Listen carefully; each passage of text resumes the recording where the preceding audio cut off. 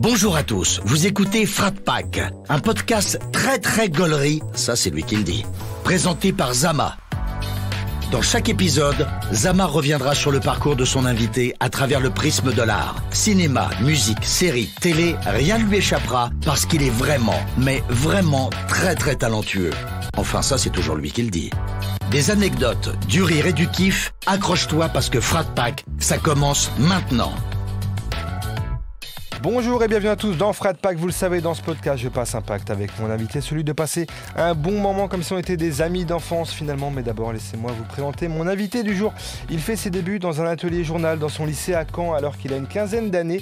Et depuis, il a enchaîné à peu près tous les médias, en France en tout cas, ceux qui l'ont fait kiffer, de MTV en passant par Radical, Rolling Stone, Move, Gene, Nova, Canal, Libé, France Culture, France Inter ou encore France Télé, chez qui il a posé ses bagages depuis quelques années. Il est l'invité parfait pour ce podcast parce qu'il est pour moi l'incarnation même de la culture dans notre cher pays. C'est Raphaël Yem. Comment tu vas, Raphaël? Wow. T'as vu la culture carrément, c'est WAM. La culture, c'est what. Et ouais, t'as vu, tu vas bien? Ouais, très bien, je suis content d'être là. Bah, moi aussi je suis content, on se le disait en off, c'est vrai que ça fait quelques temps qu'on essaie de se caler, de se trouver. Et je dois te dire la vérité, en plus je suis à d'extrême à jusqu'au boutiste, dans le sens où je me suis trompé de lieu de rendez-vous. Oui. C'est vrai, c'est vrai. Je croyais que le studio était ailleurs, mais t'as vu, je suis venu vite. Hein. Franchement, t'es venu super vite. T'es venu plus, en t'étant trompé, t'es venu plus vite que certains qui se sont, tu vois, qui étaient à l'heure. Donc, écoute, on va revenir dans Frat Pack, on revient sur ton parcours, on parle aussi de tes kiffs. On commence toujours par la musique qui est chère à ton cœur. Qu'est-ce qu'on écoutait chez toi quand t'étais petit? Ouais, pas grand-chose en vrai. Hein. Moi, j'écoutais la radio. T'écoutais la radio? J'écoutais la radio. Je peux même te dire que j'écoutais Fun Radio. Quand j'étais vraiment au collège, mes gamins, je crois sous la couette, j'écoutais un animateur qui s'appelait Max. Ouais, bien sûr. Max et Jenny, à l'époque, avec une nana qui avait un accent, je crois que c'était une Australienne, une Américaine. C'était vraiment bon délire et c'était la musique de l'époque. Ouais. Donc je crois que ça a commencé un peu avec du grunge, genre Nirvana et tout ça. Et en fait, au collège, surtout, moi j'habitais à Hérouville-Saint-Clair, qui est dans la banlieue de Caen. Donc quartier très populaire en province, en Normandie. Et bah, tous les copains écoutaient du rap. Et en fait, j'ai commencé aussi à écouter du rap. T'es tombé dedans aussi. Et je suis tombé dans cette spirale. Bah oui. Te dire si un des morceaux qui m'a le plus hypé quand j'étais gamin, et je suis content de le dire aujourd'hui, c'est MC Solar, Bouge de là. Parce que quand je te parle de ça, c'était à l'époque où c'est pas genre il y avait du streaming et tout ça. On avait des magnétophones avec des cassettes et j'avais réussi à l'enregistrer à la radio. Donc on avait un magnétophone qu'on collait, il fallait être super technique, t'appuyais sur REC au moment où ça passait. Donc t'avais le début de la pub, le jingle de la radio et le titre Bouge de là que j'avais réussi à choper comme ça. Et j'étais trop croque, je le remettais rewind pour le réécouter, j'avais écrit les paroles et tout, j'avais même commencé à le rapper et je me suis dit c'est ridicule, arrête-toi tout de suite frérot. T'es lucide. Et c'est pour ça que je me suis jamais lancé dans ce genre de carrière. Ah mais au gros classique après MC Solar. Ouf. Après tu sais, moi mes parents sont d'origine cambodgienne et ils sont arrivés en France en 76. Et ils sont pas arrivés avec de la musique de là-bas parce qu'ils ont dû tout quitter du jour au lendemain pour arriver en tant que réfugiés politiques. Et ici, mon père s'était racheté des tas de vinyles. Et j'ai ce souvenir-là, moi je dois avoir 8 ans. Il a un meuble, vraiment un meuble de daron, où tu as la platine vinyle à l'ancienne, avec le truc pour nettoyer, et des tas de disques qui sont rangés. Et j'ai comme ça un souvenir, quand je les sors, il y a les Bee Gees, il y a la bande originale de Grease. Pourquoi il a ça, j'en sais rien en fait. Il a un package. Ouais, il a acheté un lot, il avait tout le temps. Et j'écoutais ça aussi en secret parce qu'on n'avait pas le droit de toucher à la platine. Donc quand il allait travailler, j'ai écouté ces disques-là. Il fallait faire très attention aux diamants. Ça me stressait de ouf parce que j'avais peur qu'ils se cassent, qu'ils se brisent. Voilà, donc c'est les premiers sons. Et attends, parce que si dans les doses, aussi le premier vinyle que j'achète moi avec mon argent, c'est au Leclerc à l'époque, qui est à 800 mètres de chez moi à pied.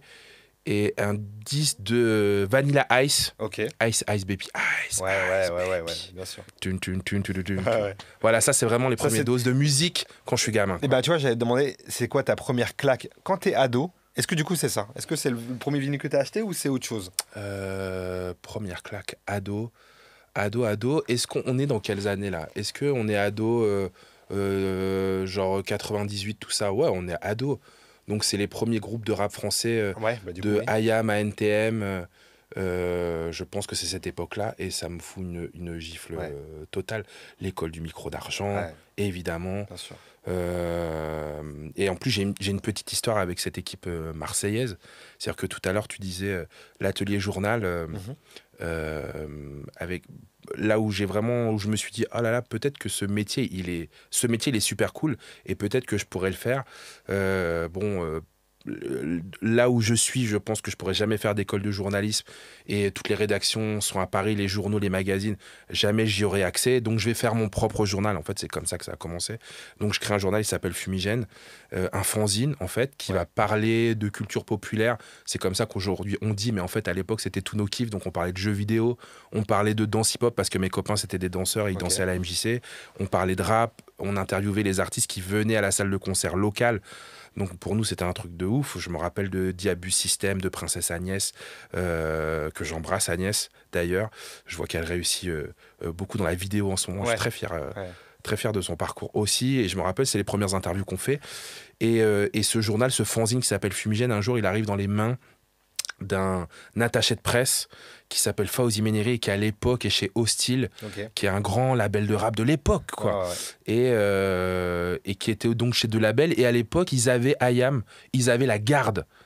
Tu te rappelles ce groupe? Ouais, je me rappelle très bien. C'est Faflarage et Shuriken. Et il y a la promo de La Garde à Paris parce qu'ils sortent un album. Et cet attaché de presse qui a, par magie, reçu Fumigène. Parce que je parle d'une époque où il n'y avait pas de réseaux sociaux, il n'y avait pas tout ça. Donc les contacts étaient plus compliqués et donc j'avais dû envoyer des tas de magazines, j'exagère, des tas de journaux photocopiés dans des enveloppes timbrées où j'avais payé j'avais payé les timbres en fait pour que ça arrive à Paris et que ce gars l'avait ouvert et s'était dit c'est pas mal. Et il m'avait appelé pour m'inviter justement à cette promo. C'était la première fois qu'on allait à Paris pour aller interviewer La Garde. Et je voyais ces gens, Shuriken, pour nous, c'était... T'as vu, Faflarage et tout. Et la première interview pro, entre guillemets, que je fais, c'est là, en rencontrant ces gens, ces artistes que nous, on écoutait en tant que presque de gamins et fans. Et on les avait en face de nous, on aura pu leur poser des questions. Enfin bref, c'était canon. Ça devait être fou. Ouais, et je me rappelais le concert donc on avait vu au Zénith de Caen d'IAM, et je voyais Shuriken à qui je pouvais poser des questions. C'est vraiment des étoiles dans les yeux. Première fois qu'on prenait le métro, qu'on avait été dans un hôtel pour interviewer des artistes. Parce que si les gens ne le savent pas, à l'époque, ça se faisait comme ça. Les artistes, on devait aller... Il y a des moments promo, des junkets, et on appelle ça comme ça, et on rencontre les artistes dans des lieux un peu prestige. Et là, nous, on est arrivés en schlag, dans un hôtel. Limite, je me demande même comment le portier nous a laissé rentrer, quoi, tu vois. Donc, c'est des super souvenirs. Et pour moi, c'est ça. Et puis maintenant, je vois, on s'envoie des SMS avec Akhenaton, tu vois. C'est ça qui est beau. Voilà, le truc est fou. Quand j'y repense, quelquefois, le truc est fou, quoi. Ça, c'est une question que j'aurais pu poser plus tard. Mais est-ce que, du coup, tu arrives à prendre du recul sur ça maintenant, tu vois, quand tu viens de me raconter. Des fois, on n'arrive pas à prendre du recul, tu sais, quand t'es dedans et que tu taffes, etc. Tu vois. Je suis à la fois, j'arrive à faire ce pas de côté, à prendre du recul, et à la fois, je suis très reconnaissant de toutes les mains qui m'ont été tendues, de toutes les fenêtres qui sont restées un peu entrouvertes par lesquelles on a pu passer pour faire des trucs. Moi, j'ai saisi toutes les opportunités qui me semblaient cool dans le parcours qui me semblait idéal. En journalisme, donc le truc un peu fantasmé.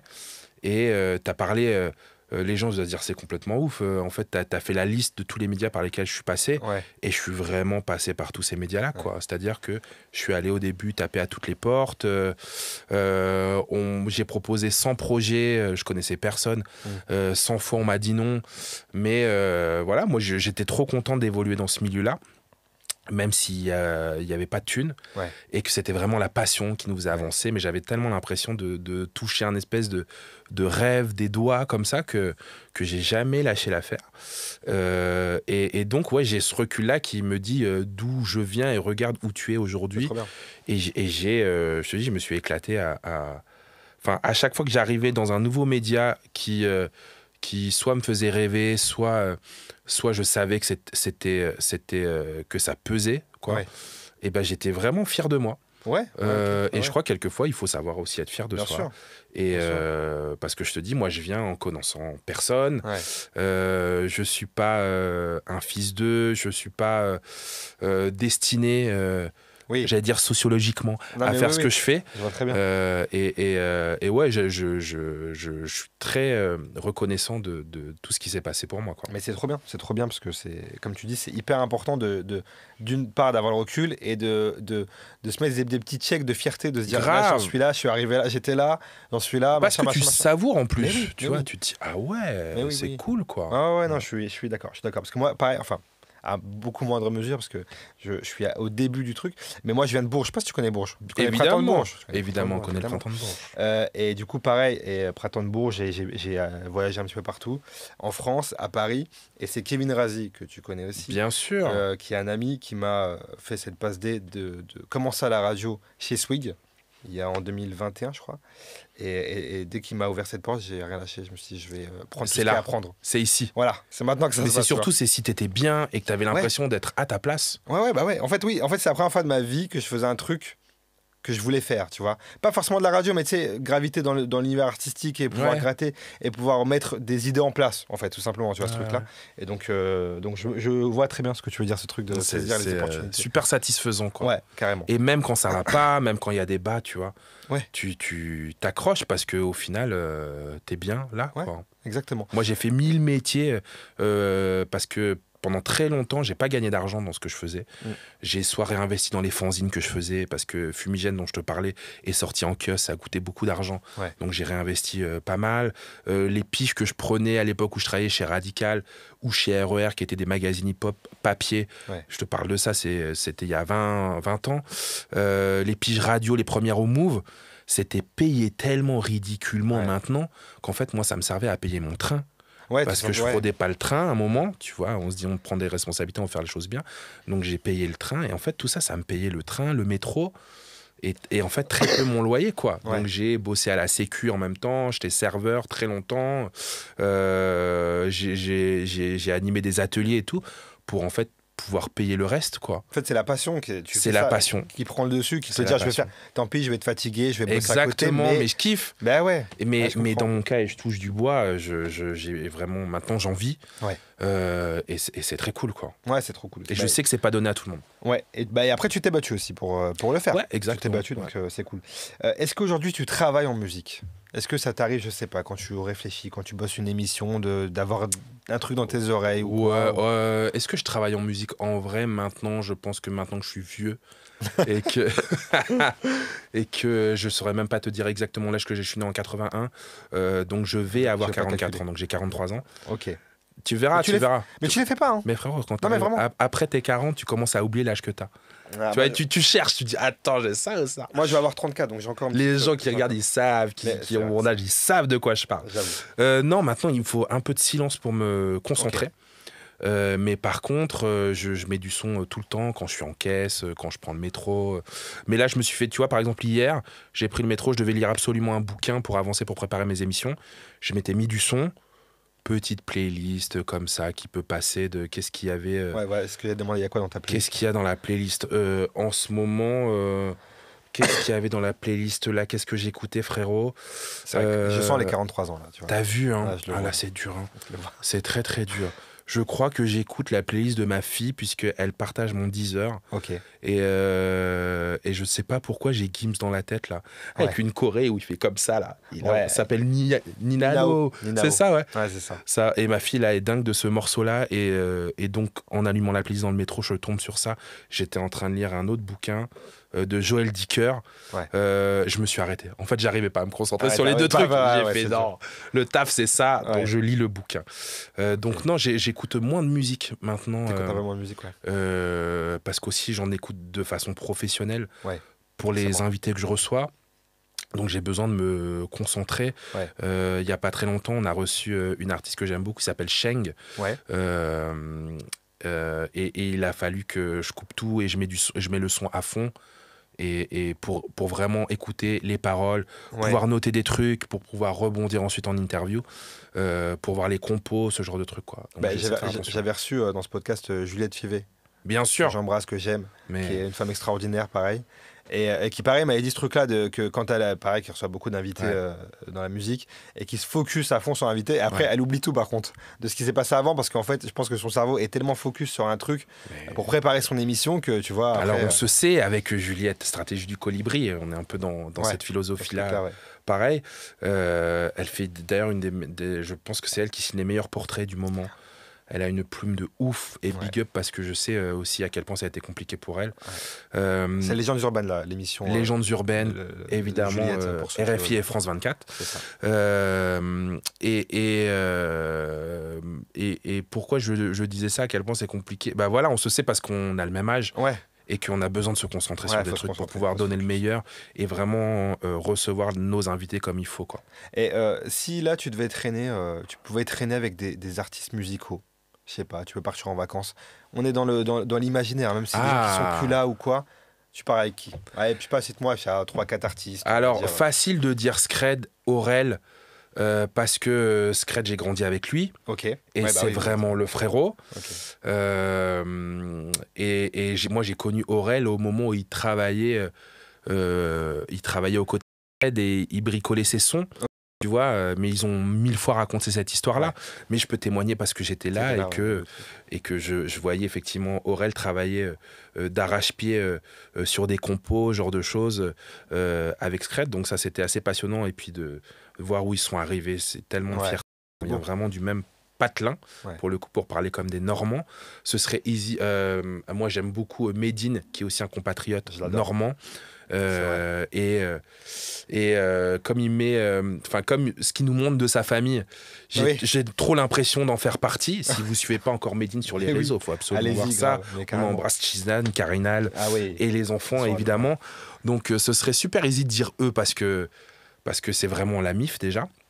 Et toute cette équipe du Havre, Salsa Konaté, Brave, Tiers-Monde qui réussit là dans les mangas. C'est vraiment des gens en plus qui, à l'époque, venaient dans mon émission de radio. Quand moi, je bossais en tant que bénévole sur une radio associative à Hérouville. Donc je les ai vraiment vus à leur début également, à l'époque où Dean Records c'était la boussole, il y avait Nécessité, bien sûr. Les anciens savent, et les Normands surtout le savent. Mais avec qui je pourrais partir en vacances? Bruno Mars. Que je connais pas, mais j'aime trop la vibe de ce gars. Je suis d'accord avec toi. Et du coup, ça nous ferait partir, comme là, il est sur des feats coréens, en Corée, un pays, en Corée du Sud, un pays que j'aime beaucoup, beaucoup. Donc je crois que je partirais avec Bruno Mars, voir des stars de K-pop à Séoul. Ça ferait une belle équipe, là. Hein. Ça ferait une équipe de chapeau. C'est tout ce que t'as, une équipe de chapeau. Et sinon, non, attends, t'as envie de partir avec NASA. Ah oui. Oh, NASA Gradure, c'est la joie. On a envie d'être en joie, on a besoin de ça. Je crois que envie de rigoler. Où on les emmènerait avec nous, direction la Corée. NASA, je pense qu'il est commis d'office. Dans les vacances, il est là quoi qu'il, il n'a pas le choix. Ah ouais. C'est clair. Est-ce que tu as le temps d'aller à des concerts? Est-ce que tu vas beaucoup à des concerts? Ouais. De façon, j'y vais de façon professionnelle. C'est ce que je veux dire, professionnelle aussi. J'y vais aussi pour soutenir les. Donc, ça a l'air nul ce que je dis, mais vraiment les Normands que je t'ai cités avant, de Aurel à Medine, j'essaie d'aller le suivre parce que c'est vraiment la MIF. Donc on y va parce qu'on se suit depuis qu'on est ado, quoi. Jeunes adultes.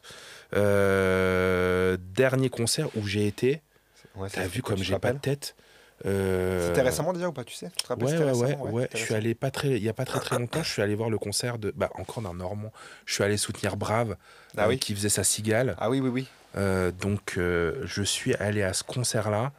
Et musicalement, juste avant, on enregistrait une émission pour France Télévisions qui est le Gala des Pièges jaunes, où t'avais des superstars internationales de Oui, j'ai vu ça, j'avais vu la prog, Ouais, à Rosé, des Blackpink, en passant par Gims encore. Je suis allé avec ma fille parce qu'elle était en kiff.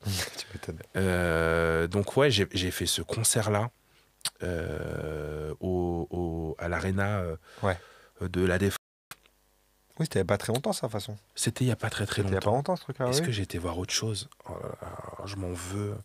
Non, mais non. Ça, tu vois, quand tu vas rentrer, tu vas dire, mais oui, j'ai vu ça. Exactement. Mais oui. comme Juliette Fievé, que j'embrasse encore, nous avons une mémoire du travail. Ouais. C'est-à-dire qu'on y va et que notre disque dur ne peut plus. Il n'y a pas de cloud chez nous. Ouais. Donc on enlève. Oui, bah oui. On enlève faire de la pour place. pouvoir, exactement, pour pouvoir passer à autre Bien chose. sûr. Et d'ailleurs, que les gens n'en prennent pas ombrage. Il y a beaucoup de gens maintenant que je croise dans la rue. Ouais. Et qui me disent alors Rafale et tout, ça va. Et je suis toujours partagé entre eux. Est-ce que c'est des gens qui me parlent comme ça parce qu'ils m'ont vu à la télé et c'est cool, Ah oui. ou est-ce que c'est des gens que j'ai déjà croisés, Ouais. voilà, et de plus en plus les gens que je croise 10 minutes, on s'est croisés, et genre souvent des gens ils vont me dire mais si on s'est vu à telle soirée, Oui. on s'est parlé, c'était il y a 2-3 ans. Ah ouais, c'est très clair pour eux. C'est très Et précis. frérot, j'ai du mal avec ça parce que si je passe pas du temps avec les gens, vraiment, maintenant j'ai du mal à imprimer. Ouais, mais je comprends. En fait, c'est le cerveau, c'est automatique. Il est obligé de faire de la place pour emmagasiner de nouvelles choses, quoi. Ah ouais, t'as pas le choix. Là, c'est très compliqué. Mais on va reparler de ta vie parce que tu sais, vraiment, à chaque fois, des fois, je vois ton travail couplé à ta vie de famille. Ouais. Parce que tu as une vie de famille. Et je me dis, comment il fait, ce gars pour tout faire. Mais on va en revenir un peu, on va reparler un petit peu de tout ça après. Je voulais savoir aussi, donc tu nous as cité beaucoup d'artistes que tu as rencontrés aussi professionnellement, avec lesquels aussi tu as évolué. Est-ce qu'il y a une rencontre qui t'a marqué? Ou alors est-ce qu'il y a un ou une artiste que tu aurais aimé rencontrer, que tu n'as pas encore eu l'occasion de rencontrer peut-être, musicalement parlant? C'est MC Solar tout à l'heure. Ouais. Depuis le début de ma carrière, je n'avais jamais croisé Claude MC. Ok. Et ça y est, on l'a fait. Finalement, il est venu à Culture Box cette année. Okay. L'année d'avant, on a enregistré aussi au festival Sœurs Jumelles de Julie Gaillet. Il était là et on a fait une séquence ensemble. Et j'étais vraiment comme un gamin en disant tu sais, je lui ai raconté l'histoire du magnétophone. Et il dit que c'était fou parce que je crois que j'ai croisé tous les artistes qui ont fait le rap et qui l'ont emmené là où il est aujourd'hui. Parce que j'ai commencé ce métier de journaliste par la culture hip-hop. Et je te parle de ça, j'avais 15 ans, donc ça fait bien quasi 30 ans, quoi. Bien sûr, donc j'ai vraiment vu tout le monde, ceux qui ont grandi, les pontes de l'époque.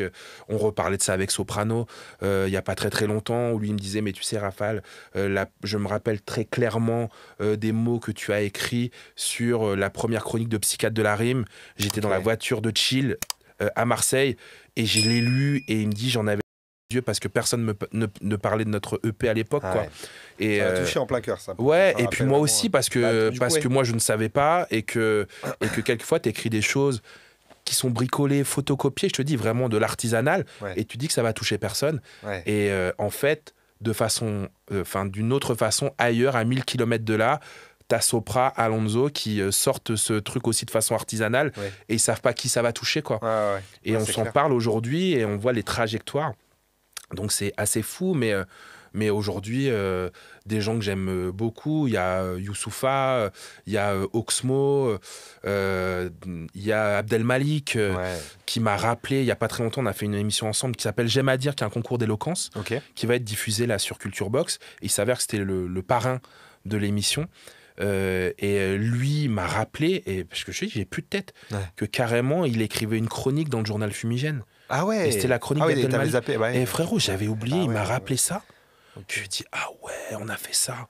Est-ce que quand il te l'a rappelé, tu t'en as rappelé ou pas? Je m'en suis rappelé. Tu t'en as rappelé? Ouais, parce que en fait, moi j'étais rédacteur en chef, je faisais tout dans ce magazine, et donc j'appelais Malik pour qu'il m'envoie sa chronique, parce qu'il n'envoie jamais à l'heure, tu vois. Donc c'était ça aussi, ça m'est revenu comme un boomerang, vraiment. Voilà, et puis j'ai une tendresse vraiment particulière pour Akhenaton, pour les gars du groupe IAM, pour la Psychiatra, pour Joe Star aujourd'hui aussi, qui fait plein de choses, qui entre guillemets, enfin qui s'amuse au théâtre, enfin qui s'amuse, il fait des choses très sérieuses, mais qui continue à faire des soirées. Il a eu 15 carrières. Bien sûr. C'est fou. Donc j'ai vraiment beaucoup d'amour pour ces gens-là, quoi. En fait, tu as eu la chance de rencontrer via ton métier, via tes métiers, au final, beaucoup de gens que tu admiraient. Exactement. Tu as suivi dès le début, au final. Tu parles des psychiatres, tu les as connus. Bien sûr. C'est pareil. Et c'est complètement fou. C'est vraiment fou, en fait. Ouais. Je vois, tu parlais de la famille. Ma fille, elle va avoir 10 ans là bientôt. Et donc, elle écoute aussi beaucoup de trucs à l'ancienne parce que ce que j'ai dans ma playlist aussi. Ok. Et puis, elle écoute des nouveaux trucs et évidemment des nouveaux artistes. Par exemple, à un moment, on a eu un kiff commun sur Yamé, évidemment, Ouais, bien sûr. grand artiste. Et ça nous a fait rire d'ailleurs parce qu'on était en vacances l'année dernière.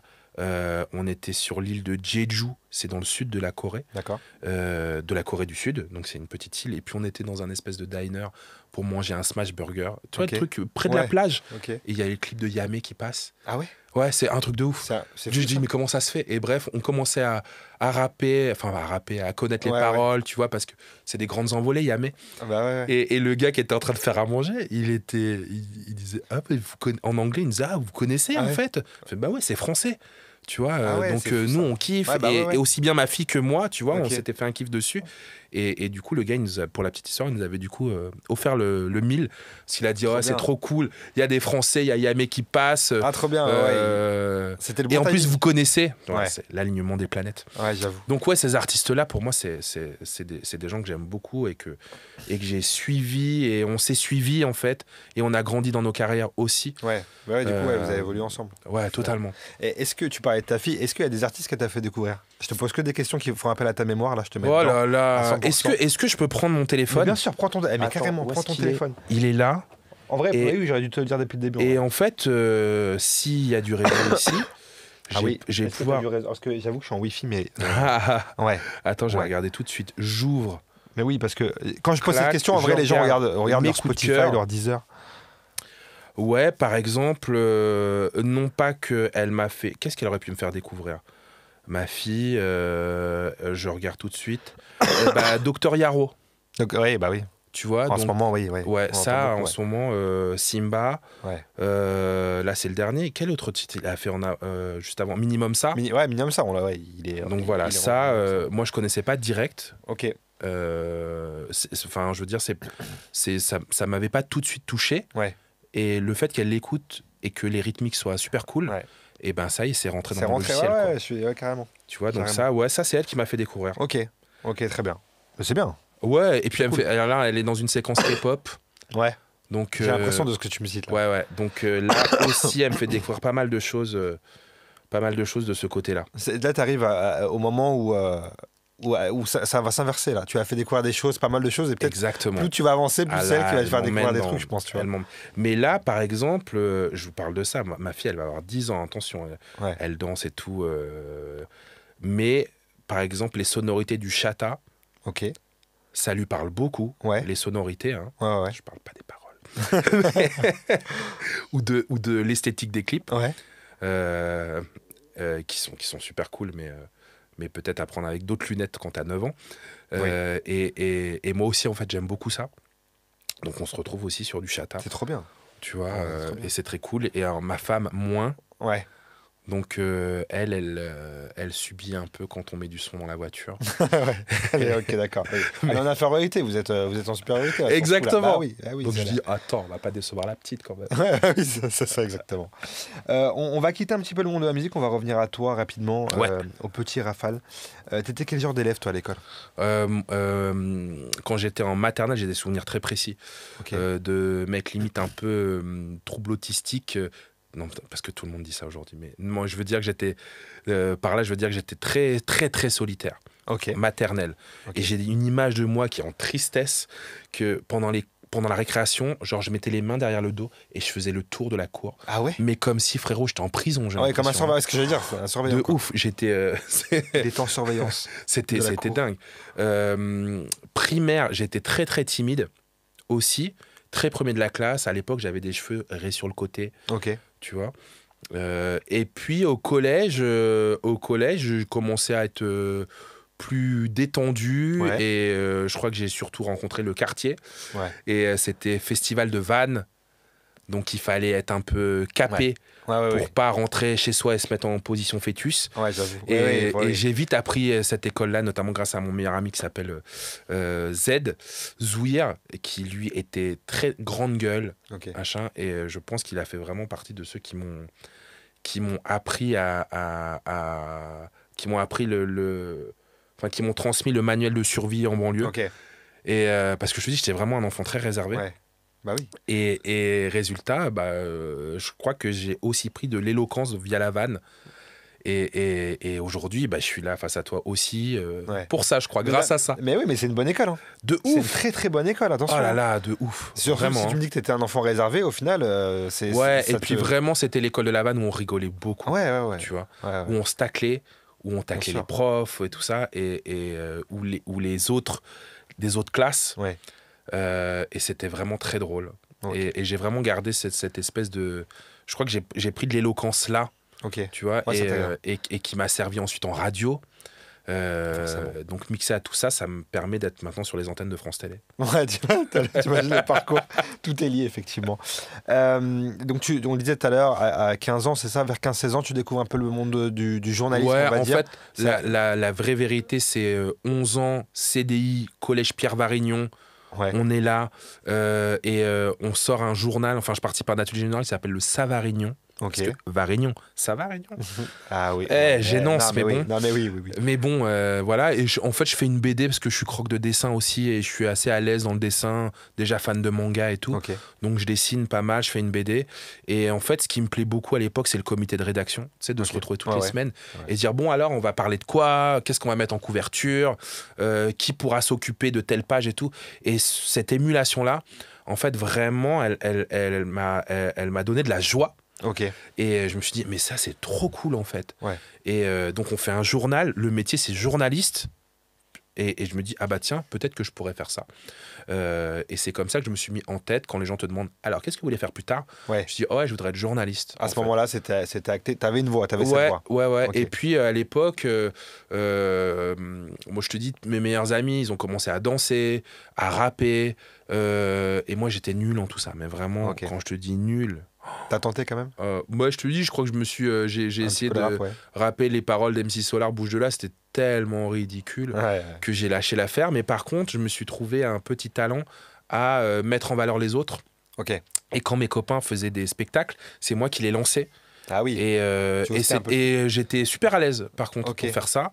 Donc, et puis ensuite, en écrivant aussi, j'ai trouvé beaucoup de plaisir à parler des autres, à les mettre en lumière, à écrire dans cette espèce de feuille de chou là, photocopier, bricoler. Et voilà, c'est comme ça que je me suis dit, ah, peut-être que, en tout cas, mon plaisir, mon kiff, il est là. C'est marrant parce qu'au final, en vrai, tout vient de cette époque-là, de ce que tu fais aujourd'hui. Ouais. Tout a déroulé. Enfin, je t'assure, j'ai beaucoup. À la fois, j'ai beaucoup de chance. Il y a un alignement des planètes, et puis tu construis aussi cette chance. Oui. Tu vois, tu te dis bon, ok. Pendant que les autres, je sais pas, vont s'entraîner à la MJC à faire du break, et moi je vais écrire, découper mes photos, les coller, faire de la mise en page. Ouais, voilà, tu fais autre chose. Ouais. Et quelquefois, ça te prend tellement, comme t'es mélangé entre la passion, le hobby et aussi la mission, parce que je me dis, je sais pas, je m'étais mis des fausses deadlines en tête en me disant, il faut absolument qu'à la fin de la semaine, on ait terminé la maquette pour pouvoir la photocopier le samedi, parce qu'on a un créneau la nuit à la MJC pour le faire gratos, et puis que le lundi, on est tout agrafé pour pouvoir le distribuer. Ouais. Mais comme si t'avais des gens qui vraiment attendaient ton journal, ce qui n'était pas vrai, tu vois. Oui, non, je vois. Mais en vrai, cette petite pression, tu vois, elle m'a un peu professionnalisé. Tu t'es mis une rigueur, en fait. Je me suis mis une rigueur. Tu t'es dit, ouais. Et qui... par la suite, je crois, m'a beaucoup aidé dans mon parcours professionnel. Ce que j'allais dire, parce que ça, c'est vraiment un truc qui te sert à vie, quoi. Dans le monde du travail, peu importe le taf que tu fais, si t'es rigoureux, au final, c'est un truc, c'est une des meilleures qualités professionnelles, quoi. Ouais, et puis vraiment, moi, j'ai tout appris en autodidacte, construire un journal, le distribuer, aller chercher des interviews. J'ai vraiment tout appris. J'ai pas fait d'école. J'ai pas fait d'école de journalisme parce qu'à l'époque, je pensais que c'était trop cher parce que c'était payant. Et je pensais que c'était trop cher. Et à l'époque, personne dans mon collège ou dans mon lycée était venu nous expliquer qu'il y avait un système de bourse ou tu vois, qu'il y avait moyen de glisser, quoi. Donc j'ai raté cette marche-là. Mais du coup, j'ai fait d'autres trucs, quoi. Donc tu vois, je me suis dit, bon, je fais mon propre journal. Peut-être qu'à un moment, ça va payer. Je fais mon émission de radio dans une radio associative. Peut-être que ça finira par payer. Et ouais, j'ai eu finalement un parcours très heureux, quoi. Et est-ce que le petit Rafale, avant cette époque-là, t'avais un métier de rêve? Ouais, est-ce que, je sais pas, tu sais, des fois, quand les enfants, ils ont des trucs, je sais pas, de pompiers, d'astronautes, je sais pas, tu vois, ces trucs-là? En fait, moi, mes parents, je te dis, sont réfugiés. Oui, ils sont réfugiés, donc Ils ont vraiment fui la guerre, Ouais. pour le coup. Et bon, aujourd'hui, j'ai des réflexions de daron en me disant, effectivement, c'est quand même un truc de ouf de tout laisser, de partir du jour au lendemain, parce que c'est soit ça, soit tu meurs, Ouais. en fait. Soit ta famille meurt, et comment est-ce que tu arrives, et que eux, à l'époque, mon père, il était prof, ma mère, elle était hôtesse de l'air. Et quand ils sont arrivés là, ils sont partis travailler à l'usine, quoi. Ouais, Tu vois, ils étaient ouais. réfugiés, Ouais. usine, Ouais. et ils ont jamais pu. Enfin, ils sont restés ouvriers toute leur vie, quoi. Ouais, Tu ils ont vois. ils ont pas repris, ils ont pas pu Non, reprendre ce ils qu'ils étaient avaient. vraiment à l'époque à l'aise au Cambodge. Ouais. Et quand ils sont arrivés en France, ils ont complètement été déclassés. Ouais. Donc le rêve que tu as quand t'es gamin, et je pense que c'est pareil pour tous les fils et filles d'immigrés de ce type-là, j'allais dire réfugiés ou immigrés économiques, c'est que tu as envie de les rendre fiers, et que quand ils te disent qu'en fait il faut être docteur ou avocat ou je sais pas quoi, tu te dis que c'est ça qu'il faut faire, quoi. Ouais, bah oui, forcément. Sauf qu'en vrai, moi j'ai eu beaucoup de chance, parce que ma mère, je pense qu'elle avait ce petit côté artiste, parce que quand elle était hôtesse de l'air, elle faisait des photos aussi, tu vois. Elle était modèle, et puis elle était danseuse. Ok. Elle était à l'époque danseuse au Ballet Royal D'accord, ok. du Cambodge. Et tu vois, je pense qu'elle avait ce petit Ouais, elle côté avait ce aussi côté-là en elle, quoi. en Artistique, elle, ouais. et que du coup, elle m'a vraiment laissé très libre de faire ce que je voulais. Et ma mère n'a pas compris tout de suite le métier que je voulais faire, parce que elle lisait pas le journal, elle écoutait pas la radio, les infos, ça l'intéressait pas et tout. Elle parlait pas très très bien le français. Et donc, quand je dis ouais, je fais de la radio, elle comprenait pas. Ouais, j'écris dans des magazines. Ouais. Ça lui passait au-dessus de la tête. Ouais. Mais j'arrivais à trouver de l'argent. On se dit bon, pourquoi pas. C'est pas très bien payé. Pourquoi tu fais ça? Enfin, elle m'a jamais vraiment posé ces questions-là. Mais j'ai bien compris que c'était en sous-texte. Ouais, c'était son Et en ressenti, fait, ouais. un jour, elle m'a vu à la télé. À l'époque, j'étais à la matinale de Canal+. Ok. Et c'était le début des téléphones portables, d'ailleurs. Et à l'époque, elle m'a laissé un message sur mon téléphone portable qui était « Mais je comprends pas, qu'est-ce que tu fais? Enfin, t'es à la télé, mais qu'est-ce que tu fais à la télé? Pourquoi t'es là ?» Et elle a compris, quand je lui ai expliqué mon métier, que mon métier, c'était ça. Ouais. Ok. Et que c'était raconter des choses dans un journal, à la radio, mais aussi à la télé.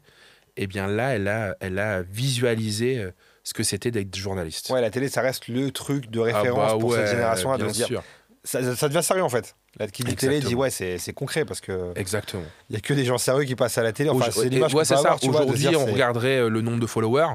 Oui, voilà. Tu vois. Exactement. Et ben à l'époque, il y a 20 ans, c'était la télé. Ouais, c'est ça. Et encore aujourd'hui, pour plein de gens, la télé, c'est très important. Pour nos parents encore, je pense que ça l'est sûr. encore. Je pense que c'est une concrétisation. Ouais. Est-ce que tu as fait des tafs alimentaires, du coup? Bah ouais. T'as fait quoi, du coup? Ah oui, tu nous disais, j'ai été parallèle serveur de très longtemps. Cliché dans des restaurants asiatiques. Ah, ok, d'accord. Oui, bah, ok. Pour le coup, j'ai bossé à la Sécu étudiante. Ok. C'était moi le gars, quand tu t'inscris à la fac, t'es obligé de choisir une Sécu. Ah oui. Je sais plus si c'est encore comme ça d'ailleurs. Je sais pas, franchement, je sais rien du tout. Et ben et puis bah moi je te sautais dessus quand tu arrivais le jour de ton inscription pour te dire attends, ma Sécu elle est vraiment meilleure que la concurrente. Okay. Donc je faisais ça, Sécu mutuelle. Et puis j'ai été animateur interculturalité. Okay. Je me rappelle très bien, par exemple, anecdote. J'écrivais des piges un peu comme des missions d'intérim, quoi, tu vois, en journalisme. Donc j'écrivais dans des magazines. Et puis j'avais écrit pour Radical à l'époque, pour RER. Et puis il y avait plus de taf. C'était sec, quoi. Tu gagnais vraiment pas grand-chose. Et je voyais bien que je trouvais pas d'autres piges, j'avais pas de réseau, je faisais pas encore de radio sur les radios que tu as citées, Nova, Génération Move, j'y suis allé plus tard, Interculture, je suis allé bien plus tard. Et vraiment, ce métier, c'est une question de réseau aussi. Oui, c'est-à-dire qu'il faut connaître les bonnes personnes à qui tu peux aller proposer ta candidature ou ton projet. Et j'avais pas tout ça à l'époque. Et puis je faisais des allers-retours entre Paris et Hérouville. Ça coûtait cher et tout. Donc, à un moment, non pas que j'ai voulu abandonner, je me suis dit, bon, il n'y a plus de taf, je fais autre chose. Et à l'époque, j'ai été tapé. Il y avait une annonce dans ma ville qui était Emploi Jeune. C'était un dispositif où tu gagnais un peu, où l'État te donnait, finançait des métiers culturels. Et moi, j'avais été tapé à la porte d'une association qui s'appelait Trait d'Union, Amitié France-Maghreb. D'accord. Je n'ai rien à voir avec le Maghreb, puisque je suis d'origine cambodgienne, si ce n'est que mon meilleur ami est marocain, mais comme Nadine Morano pourrait dire, ma meilleure amie est noire, tu vois. C'est clair. Donc, bon, rien. Mais il y avait un emploi, et à l'époque, c'était payé 1000 balles. Et 1000 balles, c'est beaucoup. Et je me rappelle que j'avais, mais quand je te dis cassé les pieds de l'association, du bureau, pour pouvoir être embauché. Et ils m'ont dit, mais c'est une association franco-maghrébine. T'es pas... Et mais je lui dis, ouais, mais moi, je connais bien. Hérouville, c'est une ville multiculturelle. Voilà, je sais ce que vous faites un super festival. Je peux vous apporter un autre regard. Et finalement, ils m'ont pris. Emploi jeune, donc 1000 balles, tu vois. Et pour moi, c'était ouf parce que j'avais une sécurité sur quelques mois, sur une année entière. Et au moment, quand je te dis vraiment, je leur ai cassé les couilles. Appeler, taper à la porte, venir tous les soirs en disant « Ouais, je suis sûr que je serai le candidat idéal. » La semaine où j'ai été embauché, je reçois un coup de téléphone de chez Rolling Stone qui me dit « Ah ouais, tiens, on relance Rolling Stone en France. Il y a un poste de Red Chef adjoint. Est-ce que tu voudrais être Red Chef adjoint de Rolling Stone ?» Et frérot, j'ai refusé. C'est vrai ? J'ai refusé à l'époque parce que je m'étais dit, j'ai tellement insisté auprès de l'assaut pour avoir, c'est fort, que je me sens pas de les trahir et de les abandonner pour dire bon bah voilà, une semaine après je m'en vais. Vous m'avez fait confiance, mais en fait j'ai une meilleure proposition ailleurs et tant pis. Donc j'ai lâché Rolling Stone, j'ai fait quelques piges pour Rolling Stone, mais j'ai laissé ce poste pour travailler chez C'était cool. C'était super cool. J'ai lancé un journal là-bas aussi. Je me suis occupé d'un festival de Gnawa. Et on a lancé plein de trucs. Mais tu vois, rien n'arrive jamais par hasard, il n'y a que des rendez-vous. C'est-à-dire que ça m'a permis de faire autre chose. D'avoir le temps disponible. C'est un autre chemin. Ouais, exactement. Pour proposer d'autres trucs, d'autres émissions ou répondre favorablement à d'autres propositions qu'on me faisait. Mais c'est fort. T'as fait un choix fort à ce moment-là quand même. Ouais, je m'en suis. Tu l'as fait facilement ce choix ou pas ? Ouais, un peu en tremblant. Vraiment. Je peux comprendre. Un peu en tremblant, je dis, et heureusement, j'ai été rassuré par mes proches qui m'ont dit t'as fait le bon choix. Ça, c'est important aussi. C'est important, l'entourage. Raphaël, on va faire une petite pause dans notre podcast. On va faire notre petit jeu, le Quiz Art. Oui. Je rappelle les règles.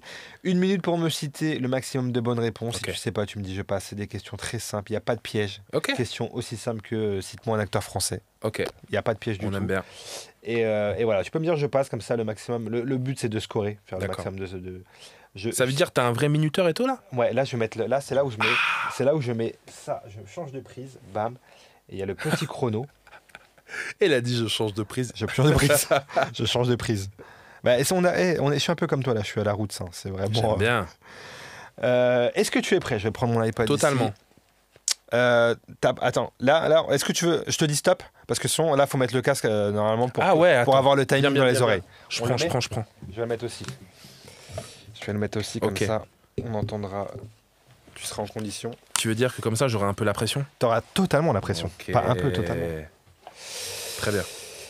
Attends, je check pour voir si on est bon. C'est bon, on est bon. Très bien. Raphaël, est-ce que tu peux me citer, s'il te plaît, 3 films avec Brad Pitt ?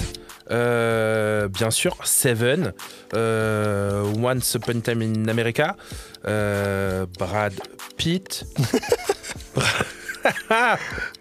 Si, forcément, un autre film avec et des épisodes de Friends. Un des épisodes de Friends, ça marche. Je te le donne. Une série Netflix. Une série Netflix. Oh là là, qu'est-ce que je suis nul. C'est abusé. Il y a Seinfeld en ce moment sur Netflix. Un humoriste américain. Et bah Jerry Seinfeld. Un film Marvel. Ah ouais, Avengers. Un rappeur du 9-3. Joe Star. Un film avec Jamel Debbouze. Ah ouais, il faut absolument aller voir Mercato là. Très bon film. Un film sans Jamel Debbouze. Oh ouais, des Astérix. Le premier Astérix, il n'y avait pas de Jamel. Un YouTuber. Squeezie. Un footballeur français. Kylian Mbappé. Un dessin animé Disney. Vaiana. Un rappeur marseillais. Akhenaton. Ok. Ça y est, ça fait une minute là. Ça fait une minute, ouais. Wow. T'as vu, hein? T'as vu J'ai scoré nul. C'était quoi la question suivante? La question, là, je t'ai dit quoi? Je t'ai dit un rappeur marseillais? Ouais. C'était un film de Christopher Nolan. Inception. Inception, ça marche très bien. Ça marche très bien. Ok. Tu sais quoi, je vais te la donner parce que je suis gentil et parce que j'ai. Attends. J'ai été indulgent sur Brad Pitt, je te mens pas. Parce que j'avoue que. Attends, mais comment. Once Upon a Time in America, c'est in Hollywood. In Hollywood, c'est le même pays. Non mais attends, Seven. Seven. Qu'est-ce qu'il a fait? Fight Club. Fight Club. Oh là, mais qu'est-ce que je kiffe Bullet en plus. Train. Il n'y a pas si longtemps que ça. Ouais, j'ai adoré ce film aussi. Ouais, il y en a plein. En ce moment, je suis sur les gros films de baston. Ça vraiment ça me vide l'esprit. Ah ouais, j'avoue. J'avoue, pour ça, c'est pas mal. Ça, les films avec Alban Lenoir, oui. évidemment, les balles perdues, tout ça, ça me. Ah, c'est vrai.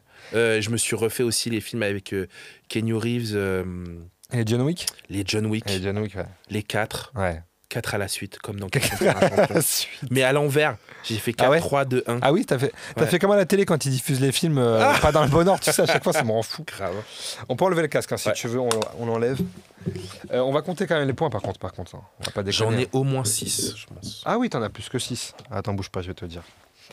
Alors, 1, 2, 3, 4, 5, 6, 7, 8, 9, 10 et 11, on s'est arrêté. Et 11, 12 avec Christopher. 12, ah ouais, c'est sympa. Ouais, c'est moyen comme score. T'es dans la moyenne.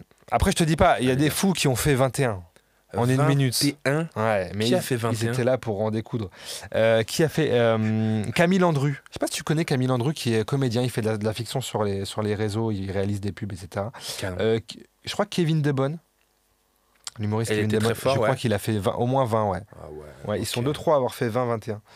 Bien. Moi, je te mens pas Kevin. Que j'ai déjà fait ce jeu moi-même en tant que de l'autre côté, et je pense pas que j'ai fait 10. Hein.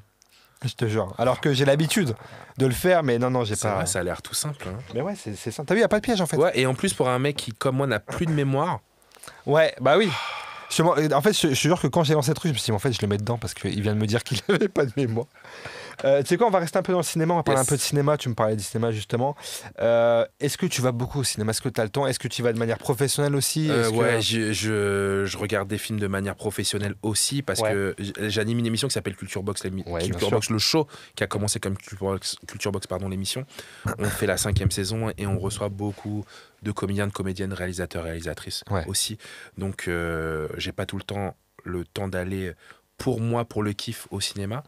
Mais je t'ai cité un des films où je suis allé voir pour le kiff Mercato. Mercato, ouais, du coup. J'ai pas eu l'occasion de le voir, mais j'ai eu que des bons retours dessus. Franchement, c'est une tuerie de voir Jamel dans ce registre, qui n'est pas un registre comique, mais dramatique, de la tension. D'ailleurs, je crois il sera diffusé sur Netflix aussi, ce film, si jamais, au moment où vous passez le podcast, il est plus au cinéma. S'il est encore au cinéma, allez-y, parce que je crois que Jamel a mis des billes de toute façon, donc il faut y aller. Il faut y aller. Parce que c'est un choix un peu risqué, hein, les gens ne l'attendent pas, et il est parfait. Mais j'ai eu que des critiques j'ai même eu des critiques qui disaient que c'est là où il a été le meilleur, limite. Ah ouais, tu vois que genre... Il est aussi bon cool. Que... Il y a Hakim Djemili aussi qui est dans ce film, qui est un humoriste, un comédien et un humain que j'aime beaucoup. Rien que pour ces deux personnes, il faut aller voir ce film. Vraiment. Et un coup de cœur, et ça pourrait être une reco d'ailleurs. J'ai été voir un film qui s'appelle Dans la cuisine des Nguyen. Là, je suis allé pour mon kiff. J'en ai parlé dans Culture Box comme coup de cœur, mais je voulais vraiment aller le soutenir au cinéma parce que c'est un des rares films où il est réalisé par Stéphane Lee Kyung. Et c'est un des rares films où on met en avant la diaspora asiatique, pas de façon caricaturale. Et moi, c'est un de mes combats aussi de la diversité à l'écran, en tout cas de la représentation, et comment est-ce que nous, les enfants d'immigrés, de la diaspora, des diasporas, on peut raconter nos propres histoires. Et Stéphane l'a fait vraiment avec brio dans un film qui s'appelle donc Dans la cuisine des Nguyen. Ça vient d'une comédie musicale que lui-même il avait bossé il y a une dizaine d'années, et c'est l'histoire d'une nana qui sa maman a un restaurant asiatique aussi. Ça peut être cliché, mais c'est aussi, ça arrive Ah ouais, aussi. bien sûr. Parce que mes propres parents aussi ont eu un resto aussi très longtemps.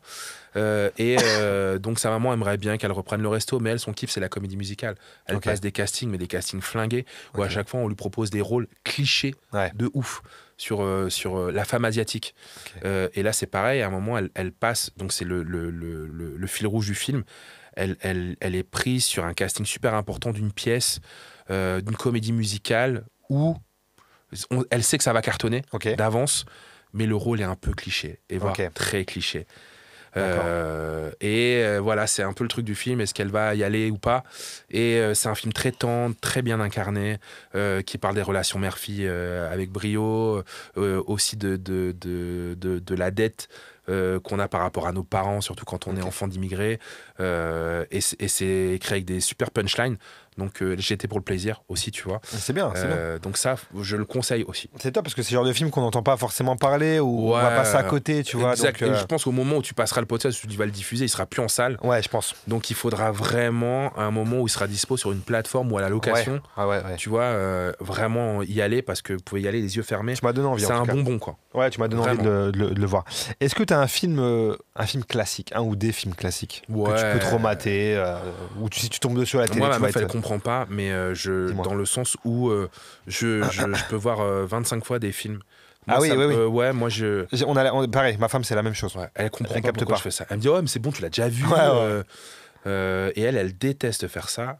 Alors que moi, vraiment, je peux y aller à fond. La trilogie de Retour vers le futur, je l'ai vu 25 000 fois. Bien sûr, bien sûr. Les évadés, j'y ai vu Ouais. 20 000 fois. Et tu sais qu'il est passé à la télé la semaine dernière. Et tu peux, Et je l'ai- genre sur des chaînes inconnues, genre RTL 9, tu vois, et tu tombes dessus où il y a Oui. 25 trucs de pub, Exactement. et bah tu vas regarder. Ouais, T'es c'est hypé par le film parce que je pense que, ça te renvoie à une époque, Ouais. au moment où ils sont sortis, tu vois, donc Oui, c'est vrai. évidemment, t'es un peu nostalgique, Ouais, t'es un carrément, peu c'est tout ça, et puis c'est sécurisant, et en même temps, c'est des chefs-d'œuvre, quoi. Tu te dis, et dans d'autres registres, Maman, j'ai raté l'avion, Ouais. Home Alone, ça aussi, c'est des films que Ouais. maintenant je fais découvrir à ma fille. Ouais, Et ah, je ça, suis, c'est top. je suis trop content Ouais. de faire ça.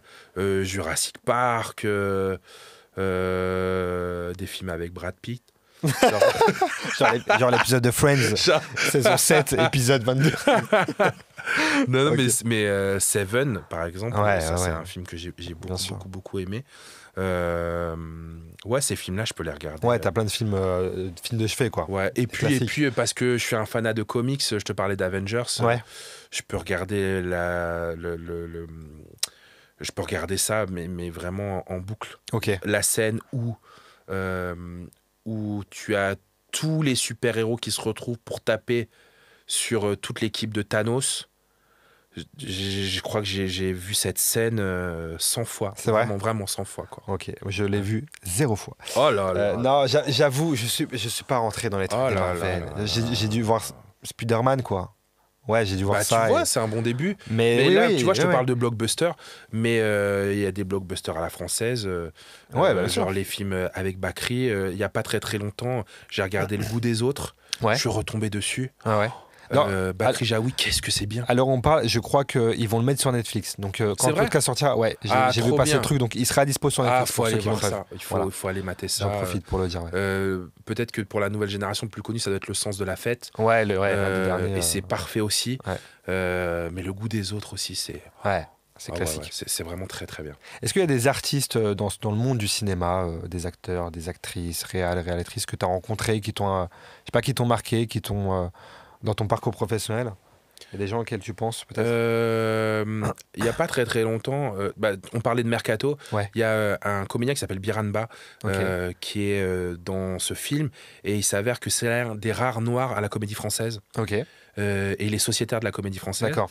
Et moi, je l'avais rencontré dans ce cadre-là. On l'avait reçu à l'émission dans Culture Box, justement pour parler de son parcours et des pièces, des grands classiques qui pouvaient porter à la Comédie Française. Ouais. Et il commence à aller dans des films plus populaires, donc il est dans Mercato. Ok. Lui, c'est un bête d'acteur. Biranba, Quelle fierté de le voir fouler sur les planches de cette institution. Ouais, bah oui, c'est clair. Et c'est un Normand aussi d'ailleurs. Je crois que c'est un mec. Ah oui. Je crois que c'est un mec de Rouen. Il y a un si je me trompe pas. C'est notre mafia. Ouais, c'est notre mafia, exactement. Donc, c'est clair. Ouais, et puis beaucoup de gens du stand-up aussi. Oui, bah ouais, du coup, ouais. Je te parlais d'Hakim Gemili. Ouais. Je trouve que c'est quelqu'un qui a une gamme aussi c'est vrai. de façon de jouer, une gamme de jeu qui est assez époustouflante. Donc ouais, j'ai pas mal d'admiration envers ce gars, quoi. Qui nous fait rire et qui nous emmène dans d'autres contrées avec d'autres films. Très bien. Donc, bravo à lui aussi. Ouais, car j'aime beaucoup Hakim Gemili. Franchement, je le connais pas personnellement, mais ça a l'air d'être un gars même simple en plus. Ouais, tellement simple, qui se prend pas la tête et qui fait ses trucs. Enfin, pour l'avoir vu en interview, etc. Mais il y a un gars, j'aimerais trop que ce soit mon ami, Manu Payette, un gars de La Réunion. La Réunion, elle est là. Toi, t'es un Réunion, tu connais La Réunion. Bah oui, on peut pas. Elle est tatouée là. Elle est tatouée. Elle est ici, exactement. Lui, c'est un gars, t'as envie que ce soit. Mais oui, mais tellement. Tellement. Bien sûr. Tu vois, pour revenir vite fait, parce que je vois que l'heure tourne, mais pour checker, pour rebondir sur ce que tu disais tout à l'heure, ça a été un des trucs, moi, parce que ce podcast, il est totalement en indé, je gagne pas d'argent, je le finance, je perds de l'argent avec ce truc-là, mais je le fais. J'ai envie de te checker, frérot. Mais oui, mais on se sait, tu vois. Mais oui, mais c'est la passion. Et quand j'ai eu Manu, que je regarde depuis que je suis pareil, tu vois, c'est pour ça quand tu me parlais, ça me parlait, parce que pareil, c'est une des seules grosses personnalités réunionnaises, tu vois, auquel on peut s'identifier, je l'avais dit d'ailleurs. Son premier spectacle, il parlait de trucs où t'as les rêves, tu vois, d'un coup. Et du coup, de l'avoir dans mon podcast que j'ai créé de mes propres mains, petit comme ça, artisanal, tu vois, et qu'il a accepté de venir et qu'on ait fait une émission avant, c'était un check. Voilà, c'est un truc où je me suis dit, là, je suis fier, là, quand même. Tu vois, j'ai un gars, tu vois, où ma mère, pareil, elle m'a dit, ouais, j'ai vu que t'étais avec Manu Payet. Tu vois, c'était un vrai kiff. Donc oui, Manu Payet. Là, son spectacle Emmanuel 2, très bon spectacle. Allez le voir si vous êtes, parce qu'il est encore en tournée là. Donc, il est en tournée. Et à la fin de la captation qu'il fait à La Réunion, justement. Ouais, qu'il fait à La Réunion, exactement. Ouais. Je crois que c'était fin 2024. Et là, à la fin d'année, je crois qu'il sera dans une grande salle à Paris. Je vais pas dire de bêtises, mais checkez tout ça, vous allez pouvoir bien voir ça. sûr. Je voulais qu'on parle de séries un peu vite fait quand même. Tu mates un peu des séries ? Ouais, je te dis ouais, et j'essaie tout de suite de trouver un truc. Ouais. T'es un consommateur ou pas ? Parce que c'est chronophage, hein, ces trucs-là. C'est très chronophage. Mais là, par exemple, j'ai été. Ça me fait tousser, tu vois. C'est normal, c'est l'émotion. Non, là, j'ai regardé une série qui passe sur France Télé, qui, je pense qu'au moment où ce sera diffusé, vous allez pouvoir le voir, s'appelle Kaboul. Ok. Avec Jonathan Zakaï, notamment, qui est un gars qu'on a vu dans le Bureau des légendes, par exemple. Et il s'avère que j'ai regardé cette série de façon professionnelle, parce que je reçois Jonathan Zakaï dans une de mes émissions. Mais vraiment... je suis une parenthèse dans ce genre de truc. Quelquefois, on nous demande de regarder des séries, on va regarder un épisode, 2 épisodes. Ouais. Et puis on le fait de façon, je te dis, pro, bien pour sûr, le taf. Bien sûr. Quelquefois le premier et le dernier épisode. Ouais. Ou alors, quelquefois de l'avance rapide. Ouais. Et là, sur cette série Kaboul, qui raconte le jour où les talibans prennent cette ville. Et les Américains partent, et comment les Français aussi de l'ambassade s'en vont, les Italiens également, les Allemands. Franchement, c'était passionnant. Et vraiment, j'ai trop envie de rentrer chez moi pour regarder la suite. Il y a 6 épisodes en tout. D'accord. C'est la première grosse coprode européenne. Donc les Allemands ont mis des billes, les Italiens, les Français et tout. C'est vraiment une grosse prod. Et t'as l'impression d'être sur Netflix ou de regarder une série Apple, je t'assure, ou un truc HBO, parce que c'est bien incarné, c'est haletant. Il y a cette nana qui est procureure, la daronne, elle est procureure au tribunal de Kaboul, et elle a mis plein de talibans en prison. Et il s'avère que ça va être la première sur la liste des talibans, puisque en fait elle a mis tous ces gars en prison. Ils sortent et ils ont juste envie de la monter en l'air, quoi. La fille, elle travaille à l'hôpital. Et les talibans arrivent, et qu'est-ce qu'ils font, de façon, je sais pas pourquoi, mais de façon presque enfantine, ils créent un mur dans l'hôpital. Maintenant les hommes ils vont aller d'un côté, les femmes elles vont de l'autre. Mais comment tu gères un hôpital comme ça? T'as ça, et puis t'as le rôle de Jonathan Zakaï, qui est le responsable de la sécurité à l'ambassade de France, et qui a un dilemme, c'est tous ces gens qui viennent taper à la porte. Est-ce qu'on les laisse là? Ou comment est-ce qu'on fait, quoi, pour leur... Et bref, c'est super haletant. Ça répond à la question est-ce que toutes les vies se valent? Spoiler, oui. Oui. Et, Faut le préciser quand mais même. quelquefois, voilà, donc c'est vraiment une série qui est en train de m'emporter. Et ça va sortir. Bah, encore là où dispo on se parle, Ouais. ça va sortir. Ok. Je pense que quand tu vas diffuser, ce sera disponible sur France.tv. Ok. Mais sinon, comme moi j'ai 40 ans, je regarde encore Friends. Je crois que c'est la série, je l'ai vue. Oui. J'ai regardé déjà, je sais pas, 100 fois Ouais, aussi, bah oui. quoi. Mais c'est à vie, Friends. C'est pour ça que je t'ai répondu Brad Pitt, parce que je pense que j'ai regardé il y a pas très longtemps un épisode de Oui, il était dedans. Rachel Green Bah oui, c'était fou. et le personnage joué par Brad Pitt, parce qu'à l'époque ils étaient Ils étaient ensemble à cette époque-là, oui, c'est clair. Voilà. C'est clair. On va avancer parce que je vois que vraiment, il nous reste quelques petites minutes. Oh là là. Je rentre. Le gars il parle, il arrive. Ben non, mais non, Et mais- déjà il arrive en retard. Non, Et en plus non, il est non, super pas du tout. bavard. Non, mais et j'adore. On pourrait passer des heures. Parce qu'on va parler quand même de ton actu. Il faut quand même Ouais. parler de ton actualité, de Culture Box. Tu nous en parles depuis tout à l'heure, Oui. que tu co-animes avec Daphné Burki maintenant. C'est la Exactement. 5e saison. C'est la 5e saison. Vous recevez des artistes de tout horizon. Tu Ouais. nous en parlais de la musique, des acteurs, Ouais. des humoristes. Et cette etc. année, on a une nouvelle superficie, une nouvelle surface plutôt, puisqu'on est en prime time. Ouais. Donc c'est tous les lundis soirs à 21h, l'émission est rallongée, donc ça dure 1h30. On est en public aussi, donc on est très heureux de pouvoir partager les performances de nos artistes avec le public qui vient. Et il y a une autre vibe, c'est un peu différent. Donc là, c'est très cool. Il y a des personnalités du cinéma, du théâtre, de la danse, de la bande dessinée, du jeu vidéo, de l'humour qui viennent, se mélangent, se rencontrent, échangent et performent. Ouais. Aussi. Et ça, c'est super top. cool. C'est trop bien. C'est une émission que je conseille vraiment. Sincèrement, je le dis parce que des fois on dit voilà des trucs un peu banals, tu vois. Mais c'est une émission culturelle comme Ouais. il en faut et comme pour découvrir en plus. Avec plein Tu de vois. gens qui Mais ouais. sont pas connus Oui, des gens c'est qui ça regardent qui est bien d'habitude aussi. la télé, mais qui ont des communautés sur les réseaux Ouais. ou qui cartonnent en tournée, en spectacle et qui sont chez nous. Donc des gens, quelquefois des gens de niche Oui. également aussi. Tu découvres Je les sais gens qu'on aussi. a été les rares à faire du métal à la télé. Ouais. Tu vois, grosse guitare et tout. Ouais, bien sûr. C'est pas forcément tout de suite mon kiff, mais je me dis quand tu le vis en live, c'est plutôt cool. Mais aussi, on va montrer la communauté voguing. On va montrer. On a commencé à faire de la K-pop aussi en danse. Tu vois, des trucs un peu de niche. Ouais. Et qui pourtant cartonnent. Appel. Moi, je voudrais vraiment que Théodora vienne nous voir dans cette émission. Ouais. Et pour l'instant, on n'arrive pas à se caler. Comment ça se fait? Il faut. Et elle aurait tellement sa place chez nous. Oui. Donc forcément, c'est clair. là, c'est mon objectif, c'est de la faire venir dans l'émission. Là. Bah écoute, j'espère que quand le podcast sera sorti, Ouais. elle sera là. Tu l'auras eu. Grave. Que vous l'aurez eu en tout cas. Donc il y a ça s'appelle Culture Box Show, c'est tous les lundis 21h, 21h, ouais. sur France 4 Exactement. et sur France.tv. Et émission info. Mais Mission mec, ça info, c'est un kiff de il faut cette en parler. année. Bah oui, ça vient de commencer là. Ouais, on se parle, c'est récent. le premier magazine d'actualité pour les enfants de 7 à 11 ans. Ouais. Et moi, t'as vu, je suis un papa cool, Bah donc je suis trop heureux de faire ça. Et chaque semaine, on décortique un thème qui est arrivé aux oreilles des enfants. trop bien, Et ça. on le fait de façon vraiment accessible à hauteur d'enfant. Parce que, on le sait, les parents, j'ai cru comprendre Ouais, que toi moi, aussi, il a 2 ans et demi, il est t'étais encore il est papa, encore mais petit, ça va venir à un Ouais, moment. bien sûr. Quelquefois, on sait pas trop ce qu'ils ont le droit de regarder. Ouais. Quelquefois, il y a la télé, la radio, tu coupes parce qu'ils commencent à parler, je sais pas, de la guerre en Ukraine, à Ouais. Gaza. Clac, tu coupes parce que tu vois, c'est violent. Bien quoi. sûr, bien sûr. Et en fait, nous, on a dit, puisque ça arrive à leurs oreilles, on s'est dit qu'il fallait le décrypter, qu'il fallait prendre tout ça et leur expliquer. C'est trop bien. Donc, on a fait des émissions aussi différentes que comment est-ce que la rentrée scolaire s'est organisée à Mayotte après le passage du cyclone. Ça. Ouais. Justement, la guerre à Gaza. Pourquoi et comment ça se passe en ce moment pour les gamins là-bas. Donc, on essaie vraiment de se mettre à leur C'est hauteur. décrypté à leur niveau, quoi. Ouais. On fait très attention à ce qu'on dit, aux images qu'on montre aussi, qu'on Ouais. diffuse. Mais on les prend par la main et quelquefois ils nous apprennent des choses. On a fait une émission sur le Vendée Globe. Frérot, moi j'y connaissais rien. Ouais. Et ben on a interrogé des enfants qui suivent le Vendée Globe Qui étaient comme calés, projet ouais, pédagogique Ok. et qui m'ont appris plein de choses. C'est trop Aussi bien. ce que c'est le routage, comment est-ce qu'on on navigue, comment est-ce qu'on trouve sa route. Et ben tout ça je l'ai appris grâce aux enfants.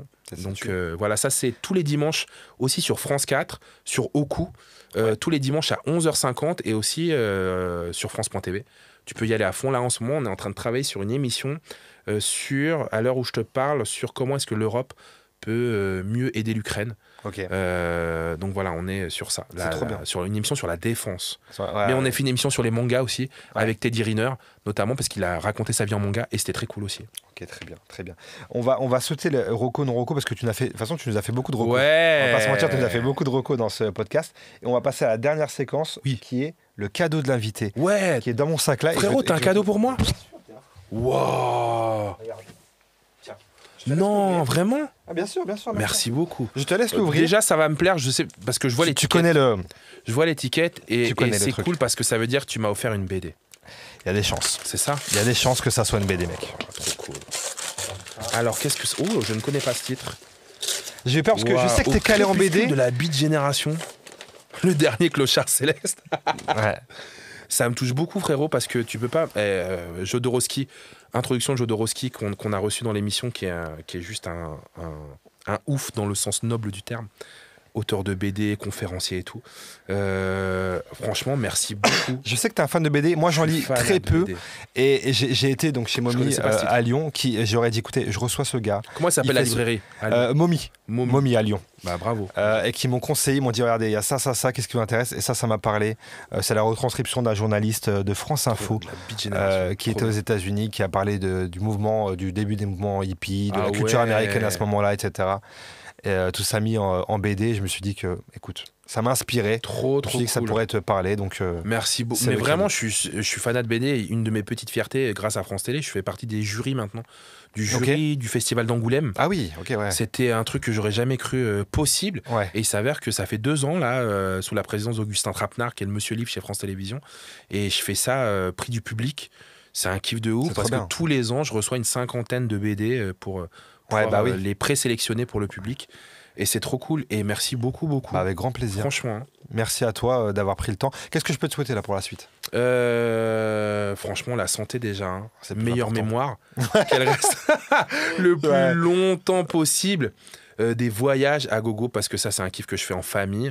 Ouais, on n'a pas le temps d'évoquer ce truc-là, mais je suis là, direction le Japon. Voyage Le Japon. Okay. C'est ma fille qui a choisi. Okay. Là, ça fait quelques années où on choisit pour elle. Okay. Évidemment, on a été. C'était un grand bonheur pour moi de l'emmener au Cambodge, qui est le pays de nos racines. Ouais. Là, dans la Target, on a aussi l'Algérie, parce que ma femme est algéro-cubaine. Okay. On a déjà été plusieurs fois à Cuba. On n'a pas encore été en Algérie tous ensemble. Ouais. Donc ça, c'est un des goals. Et ma fille a choisi d'aller au Japon. Okay. Là, elle a trop envie de faire ça. Okay. Pourtant, elle a déjà été 3 fois quand elle était petite. Ah oui. Mais là, elle a envie de découvrir autre chose. Ouais. Et notamment aller voir le parc Ghibli. Et le nouveau parc Mario. Ah oui, j'ai vu ça. Ah ouais, mais là, il faut trop envie de faire ça. C'est obligé. C'est pour là. Là, c'est pour cet été. C'est pour cet été. Ok. Cet été, on fait ça. Nickel. Merci Raphaël d'avoir été là. En tout cas. Merci à toi. C'est un vrai kiff de te recevoir. Bah ouais. Merci beaucoup. Moi, je suis trop content d'être venu. Hein. Bah, écoute, longue vie à Frat Pack. Hein. Écoute, très longue vie. Et toi, c'est quoi ton goal d'invité? Tu voudrais inviter qui? Je sais plus à qui m'a posé cette question une fois. On parlait de Djamel. Quand j'étais jeune, j'étais grand fan de Djamel. Pourquoi Djamel vient pas? Mais Djamel, tu l'as dit, tout est une question de contact. Et moi, tu vois, on va faire en sorte que modestement les gens, tu vois. Mais oui, Djamel, j'adorais. On va lui envoyer un message là, il faut. Tu vois, mais ouais, il y a plein de gens. Et Djamel, tu vas kiffer. Djamel vient. C'est une conversation comme tu vas aimer. Exactement. Parce que le gars sait de quoi il parle et que tu seras super bien reçu. Et que en plus, il y a des verres d'eau. Et à la fin, il t'offre un cadeau surtout. Il y a un cadeau à la fin. À la fin, il y a un cadeau. Il y a un cadeau qui normalement essaie de plaire à l'invité. On essaie donc bientôt, Djamel Debbouze dans Frat Pack. Que Dieu t'entende. On va faire en sorte que. Je me suis rendu compte que c'était tellement passionnant que j'ai pas un moment. C'est vrai, t'as pas checké. J'ai pas checké la caméra. Alors que de façon professionnelle, tu vois, je vais faire des relents. Donc j'ai été super bien. Tu m'as vraiment pris par la main. Merci beaucoup. Merci à toi. Ciao. Salut tout le monde.